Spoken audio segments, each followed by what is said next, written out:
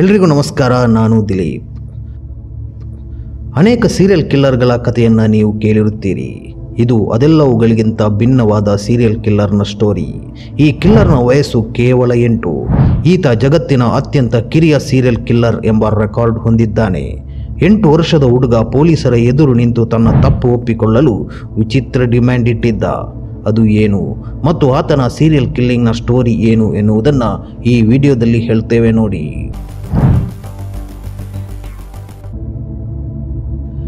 ಬಿಹಾರ ರಾಜ್ಯದ ಒಂದು ಜಿಲ್ಲೆ ಬೆಗುಸರಾಯಿ.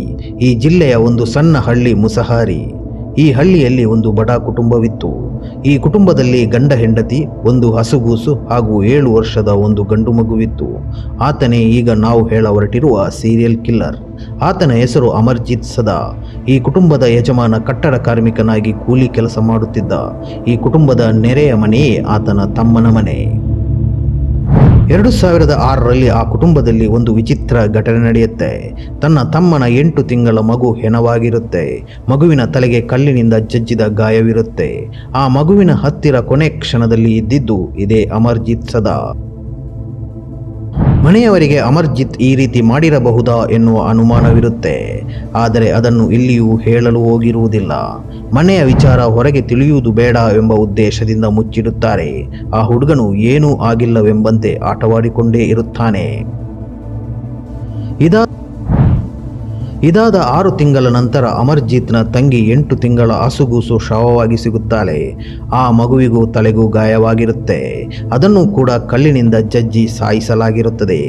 ಈ ಬಾರಿ ಶವವನ್ನು ನೋಡಿದ ಕೂಡಲೇ ಹೆತ್ತವರಿಗೆ ಗೊತ್ತಾಗುತ್ತೆ ಈ ಕೆಲಸವನ್ನು ಯಾರು ಮಾಡಿರಬಹುದು ಎಂದು. ಆದರೂ ಇದು ಕುಟುಂಬದ ವಿಚಾರ, ಹೊರಗೆ ಗೊತ್ತಾಗುವುದು ಬೇಡ ಎಂಬ ಕಾರಣಕ್ಕೆ ಸುಮ್ಮನಿದ್ದು ಬಿಡುತ್ತಾರೆ.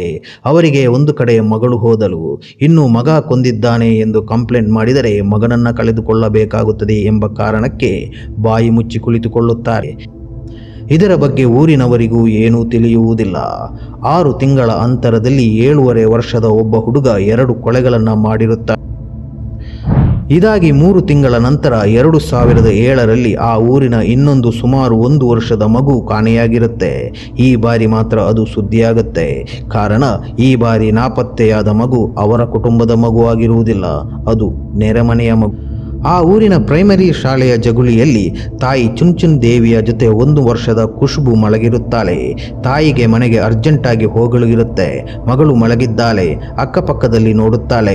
ಅಮರ್ಜಿತ್ ಅಲ್ಲಿಯೇ ಹತ್ತಿರದಲ್ಲಿ ಆಟವಾಡಿಕೊಂಡಿರುತ್ತಾನೆ. ಮಗುವನ್ನು ಎಬ್ಬಿಸುವುದು ಬೇಡ, ತಕ್ಷಣ ಮನೆಗೆ ಹೋಗಿ ಬರುತ್ತೇನೆ ಎಂದು ಚುನ್ಚುನ್ ದೇವಿ ಮಗು ಖುಷ್ಬುವನ್ನು ಬಿಟ್ಟು ಮನೆಗೆ ಹೋಗುತ್ತಾಳೆ. 5 ನಿಮಿಷದಲ್ಲಿ ತಿರುಗಿ ಬಂದು ನೋಡಿದಾಗ ಅಲ್ಲಿ ಮಗುವಿರುವುದಿಲ್ಲ, ನಾಪತ್ತೆಯಾಗಿರುತ್ತದೆ. ತಾಯಿ ಚುನ್ಚುನ್ ದೇವಿ ಮಗಳನ್ನು ಹುಡುಕುತ್ತಾಳೆ, ಎಲ್ಲಿಯೂ ಸಿಗುವುದಿಲ್ಲ. ಅಮರ್ಜಿತ್ನಲ್ಲಿಯೂ ಕೇಳುತ್ತಾಳೆ. ಅವನು ಸುಮ್ಮನೆ ನಗುತ್ತಾನೆ, ಅದು ಬಿಟ್ಟು ಏನನ್ನೂ ಹೇಳುವುದಿಲ್ಲ. ತನ್ನ ಮನೆಯವರಿಗೂ ಹೇಳುತ್ತಾಳೆ. ಊರಿನವರಿಗೆ ಈ ವಿಚಾರ ತಿಳಿಯುತ್ತದೆ.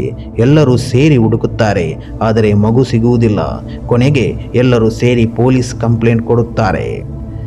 1 ವರ್ಷದ ಹೆಣ್ಣು ಮಗು ಕಾಣೆಯಾಗಿದೆ ಎಂಬ ವಿಚಾರಕ್ಕೆ ಪೊಲೀಸರು ತಕ್ಷಣವೇ ಸ್ಪಂದಿಸಿ ತನಿಖೆಗೆ ಮುಂದಾಗುತ್ತಾರೆ.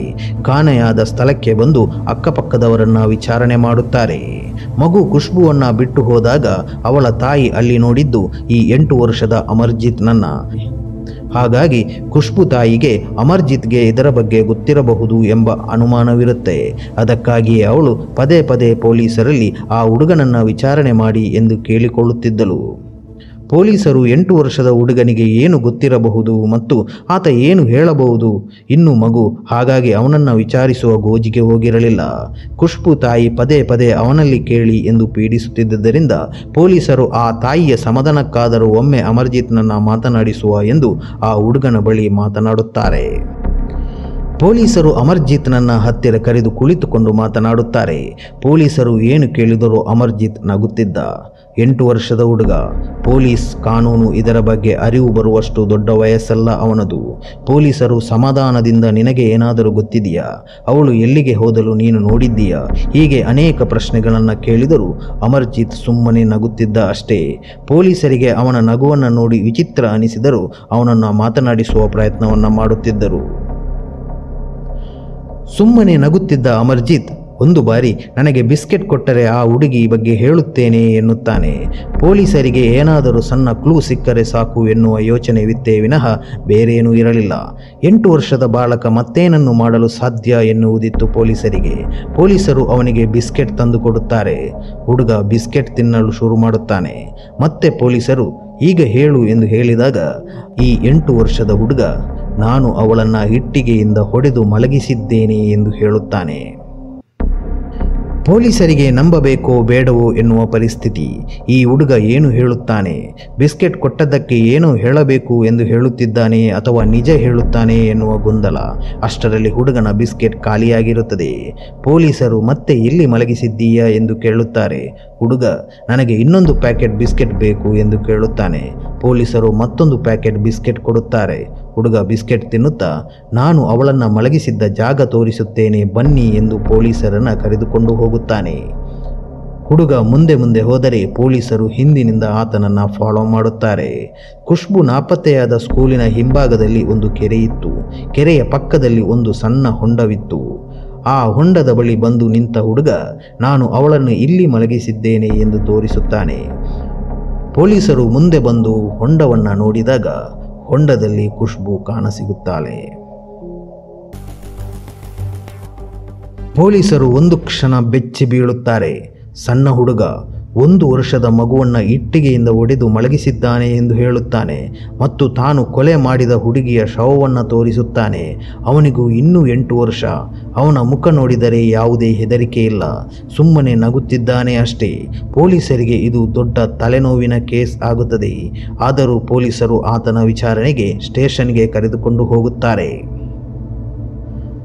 ಪೊಲೀಸ್ ಸ್ಟೇಷನ್ನಲ್ಲಿ ಮತ್ತೆ ಹುಡುಗನನ್ನು ಅವನ ಶೈಲಿಯಲ್ಲೇ ಮಾತನಾಡಿಸುತ್ತಾರೆ.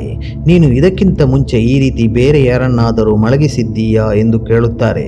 ಅದಕ್ಕೆ ಹುಡುಗ ಮತ್ತೆ ಬಿಸ್ಕೆಟ್ ಕೊಟ್ಟರೆ ಹೇಳುತ್ತೇನೆ ಎನ್ನುತ್ತಾನೆ. ಪೊಲೀಸರು ಬಿಸ್ಕೆಟ್ ಕೊಡುತ್ತಾರೆ. ಹುಡುಗ ಹೌದು ಮಾಡಿದ್ದೇನೆ. ಇದಕ್ಕಿಂತ ಮುಂಚೆ ತನ್ನ ತಂಗಿಯನ್ನು ಹಾಗೂ ತನ್ನ ಚಿಕ್ಕಪ್ಪನ ಮಗುವನ್ನು ಇದೇ ರೀತಿ ಕಲ್ಲಿನಿಂದ ಹೊಡೆದು ಮಲಗಿಸಿದ್ದೇನೆ ಎನ್ನುತ್ತಾನೆ. ಅವನ ಮನೆಯವರನ್ನು ಕರೆಯಿಸಿ ವಿಚಾರಿಸಿದಾಗ ಈ ವಿಚಾರವನ್ನು ಒಪ್ಪಿಕೊಳ್ಳುತ್ತಾರೆ. ಆದರೆ ಈ ಕೊಲೆಗಳನ್ನು ಅವನೇ ಮಾಡಿದ್ದಾನೆ ಎನ್ನುವುದನ್ನು ನಾವು ನೋಡಿಲ್ಲ, ಆದರೆ ಅನುಮಾನವಿತ್ತು ಎನ್ನುತ್ತಾರೆ. ಪೊಲೀಸರಿಗೆ ಇಲ್ಲಿಗೆ ನಿಶ್ಚಯವಾಗುತ್ತದೆ ಈ ಹುಡುಗ 1 ವರ್ಷದ ಒಳಗೆ 3 ಕೊಲೆ ಮಾಡಿದ್ದಾನೆ ಎಂದು. ಪೊಲೀಸರು ಮತ್ತೆ ಆ ಹುಡುಗನಲ್ಲಿ ಪ್ರಶ್ನೆ ಮಾಡುತ್ತಾರೆ. ನೀನು ಈ 3 ಮಕ್ಕಳನ್ನು ಯಾಕೆ ಮಲಗಿಸಿದ್ದೀಯ ಎಂದು ಕೇಳುತ್ತಾರೆ. ಹುಡುಗ ನನಗೆ ಅದರಲ್ಲಿ ಮಜಾ ಸಿಗುತ್ತದೆ ಎನ್ನುತ್ತಾನೆ. ಅವರ ಗಾಯವನ್ನು ನೋಡಿದಾಗ, ಅವರು ಒದ್ದಾಡುವುದನ್ನು ನೋಡಿದಾಗ ನನಗೆ ಸಂತೋಷವಾಗುತ್ತದೆ ಎನ್ನುತ್ತಾನೆ. ಈ ಹುಡುಗನ ಮಾತುಗಳನ್ನು ಕೇಳಿದಾಗ ಪೊಲೀಸರಿಗೆ ಈ ಹುಡುಗ ನಾರ್ಮಲ್ ಇಲ್ಲ ಎನ್ನುವುದು ಗೊತ್ತಾಗುತ್ತದೆ. ಅದಕ್ಕಾಗಿ ಮನೋವೈದ್ಯರ ಸಲಹೆಯನ್ನು ತೆಗೆದುಕೊಳ್ಳುತ್ತಾರೆ. ದೆಹಲಿಯ ಏಮ್ಸ್ ಆಸ್ಪತ್ರೆಯ ಎಕ್ಸ್ಪರ್ಟ್ಗಳು ಇವನನ್ನು ಪರೀಕ್ಷೆ ಮಾಡುತ್ತಾರೆ.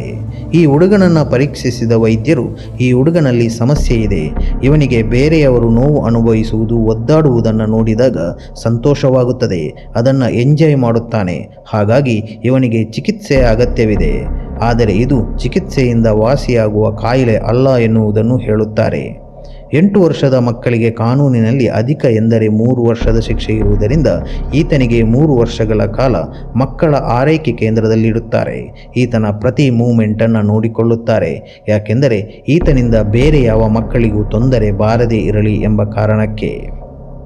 3 ವರ್ಷಗಳ ನಂತರ ಮತ್ತೆ ಕಾನೂನಿನಲ್ಲಿ ಚರ್ಚೆಯಾಗುತ್ತದೆ. ಈಗಾಗಲೇ ಈತನಿಗೆ ಮಾನಸಿಕ ಸಮಸ್ಯೆ ಇದೆ ಎನ್ನುವುದು ಜನರಿಗೆ ಗೊತ್ತಾಗಿದೆ. ಈಗ ಈತ ಹೊರಗೆ ಬಂದರೆ ಸಮಾಜ ಇವನನ್ನು ಹೇಗೆ ನೋಡಬಹುದು, ಅದರಿಂದ ಈತನ ಮನಸ್ಸಿನ ಮೇಲೆ ಯಾವ ಪರಿಣಾಮ ಬೀರಬಹುದು ಎಂಬ ವಿಚಾರವನ್ನೆಲ್ಲ ಮನಗಂಡು ಈತನಿಗೆ ಹೊಸ ಐಡೆಂಟಿಟಿ ನೀಡುವ ಸಲುವಾಗಿ 17 ವರ್ಷದವರೆಗೂ ತಂದೆ ತಾಯಿಗೂ ತಿಳಿಯದಂತೆ ಗೌಪ್ಯವಾಗಿ ಇಡುವ ನಿರ್ಧಾರ ಮಾಡಲಾಗುತ್ತದೆ. 2018ಕ್ಕೆ ಈತನಿಗೆ 17 ವರ್ಷ ತುಂಬಿದೆ. ಹೊಸ ಐಡೆಂಟಿಟಿಯೊಂದಿಗೆ ಈತನನ್ನು ಬಿಡುಗಡೆ ಮಾಡಲಾಗಿದೆ. ಈತ ಈಗ ಹೇಗಿದ್ದಾನೆ ಎನ್ನುವುದು ಯಾರಿಗೂ ತಿಳಿಯದಂತೆ ಆತನನ್ನು ಜನಸಾಮಾನ್ಯರಂತೆ ಬದುಕಬೇಕು ಎಂಬ ಉದ್ದೇಶದಿಂದ ಕಾನೂನು ಅವನನ್ನು ಬಿಡುಗಡೆ ಮಾಡಿದೆ. ಇದೀಗ ಅಮರ್ಜಿತ್ ಹೊಸ ನಾಮಕರಣದೊಂದಿಗೆ ನಮ್ಮ ಮಧ್ಯೆ ಬದುಕುತ್ತಿದ್ದಾನೆ. ಈಗ ಆತನ ಮಾನಸಿಕ ಸ್ಥಿತಿ ಹೇಗಿದೆ ಎನ್ನುವುದು ಯಾರಿಗೂ ತಿಳಿದಿಲ್ಲ.